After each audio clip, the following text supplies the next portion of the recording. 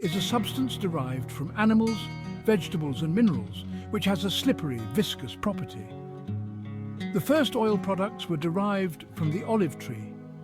The olive oil was used in the temple of God to anoint the guilt offerings and keep the lamps lit. Oil is extracted from olive trees as a means to supply lamps with light. For the Lord told Moses to keep the 7 lamps of the temple lit with its oil, Exodus 27. And what does it mean to have a lamp? It means to be light. For the Lord called on his people to be the light of the world.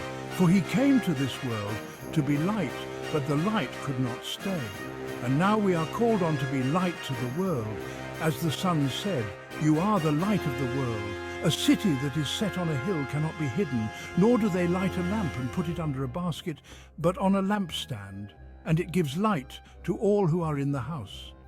Let your light so shine before men that they may see your good works and glorify your Father in heaven. Matthew 5. And how do we keep our lamps lit? With the oil of readiness. The parable of the 10 virgins highlights this. 5 wise virgins had oil for their lamps. The 5 foolish ones did not and were unprepared. This parable teaches the importance of readiness. Thus, having oil is a metaphor for a prepared and vigilant heart, ready to meet God. What else is oil used for? Oil is used to anoint the guilt offering.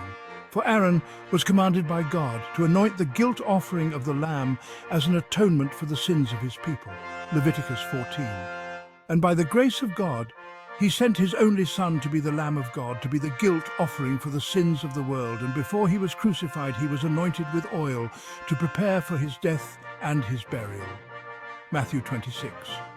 Thus, oil represents being light to the world, being prepared for the Son's return, and represents the anointed offering that the Son offered to us as the Lamb.